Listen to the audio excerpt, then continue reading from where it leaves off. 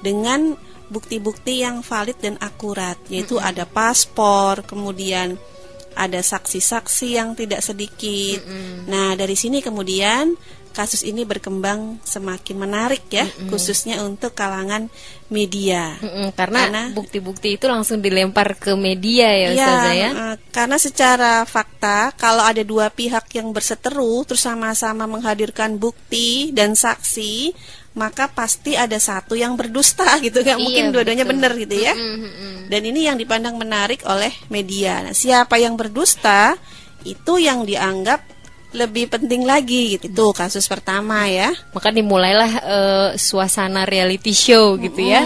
Jadi mulai dari sejak kasus ini. Kemudian kasus yang kedua adalah pengusutan pembunuhan terhadap Nasaruddin. Ini bos PT Raja Wali Putra Banjaran ya, salah satu anak BUMN di Indonesia, yang dalam tuduhan kepolisian ini melibatkan pimpinan tertinggi dari KPK saat itu, yaitu Antasari Azhar.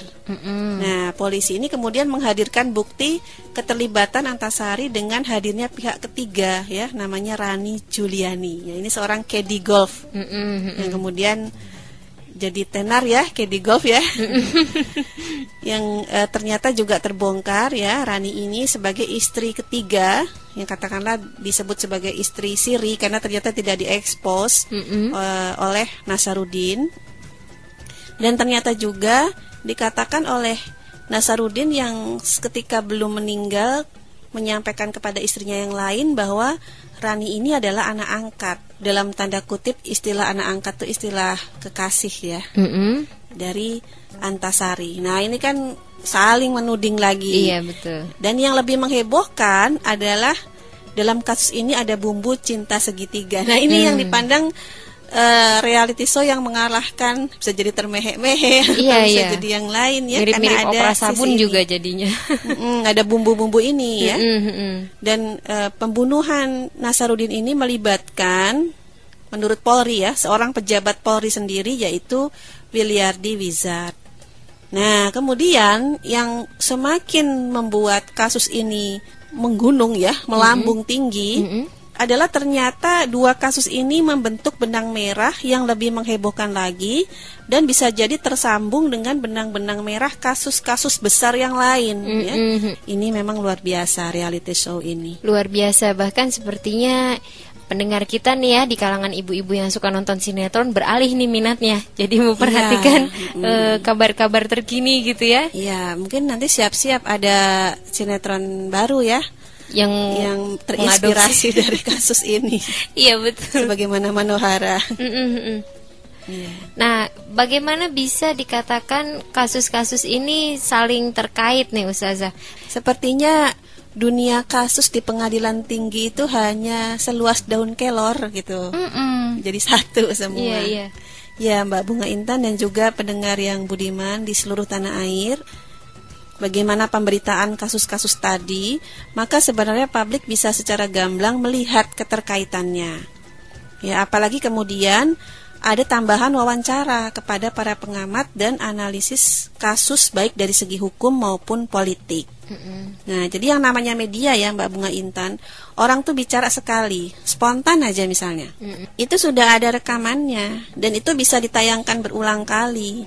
Dan ini bisa menjadi fakta informasi yang berulang-ulang, yang kalau dia ralat, belum tentu ralatnya ini kuat gitu. Nggak bisa diralat lagi kalau sudah masuk media.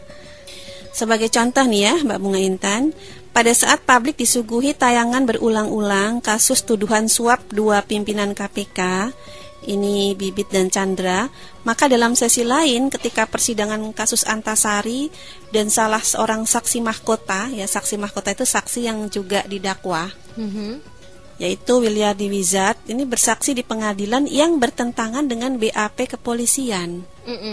Ya, nah pada persidangan, kalau persidangan itu kan disumpah ya, dia mengungkapkan adanya konspirasi kasus tersebut dari lembaganya sendiri, yaitu kepolisian, untuk menjatuhkan Antasari sebagai pimpinan KPK.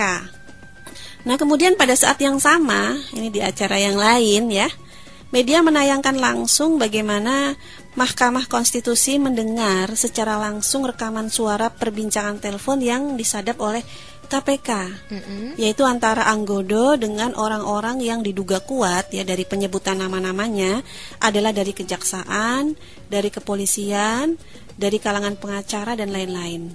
Nah, rekaman ini menyebutkan tentang sejumlah uang yang disuapkan oleh Anggoro ya, konglomerat ya melalui adiknya kepada orang-orang dari lembaga tinggi yang disebutkan ini. Dan kemudian dalam perbincangan banyak menyebutkan nama termasuk RI1 Presiden ya sekarang ini.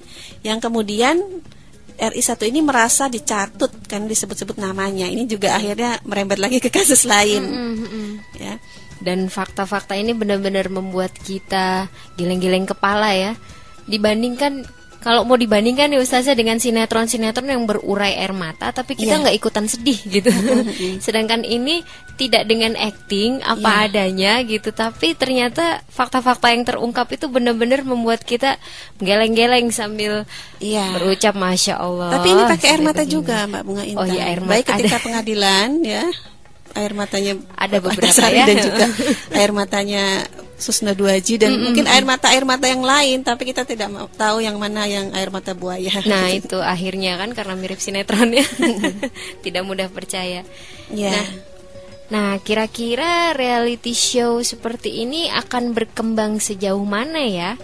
Karena ada yang mengkaitkannya dengan kasus lain, yaitu kasus Bank Senturi. Nah ini kan melibatkan banyak uang yang jumlahnya itu kadang-kadang kalau dibilang hilang sungguh menyakitkan ya buat warga Indonesia yang lagi susah gitu.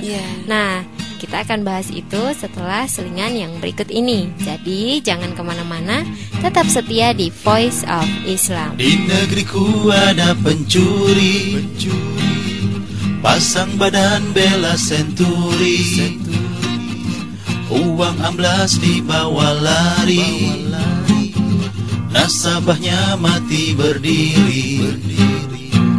Di negeriku ada pejabat, paling tak kuat sama suap. Uang rakyat pasti disunat, jadi budak si cukong kakak. Di negeriku ada bencana, banjir, longsor, lumpur dan gempa. Rakyat korban terlunta-lunta, dananya dimakan serigala. Ketika kezaliman merajalela, menutupi bumi di mana jua. Ketika penguasa tak punya rasa, menyakiti rakyat tak kenal lelah. Ketika kezaliman merajalela, menutupi bumi di mana jua. Ketika penguasa tak punya rasa, menyakiti rakyat tak kenal lelah. Saatnya tampil umat yang adil, saatnya tampil pemimpin adil, saatnya tampil sistem yang adil, saatnya tampil dunia yang adil, saatnya tampil umat yang adil, saatnya tampil pemimpin adil, saatnya tampil sistem yang adil, saatnya tampil dunia yang adil.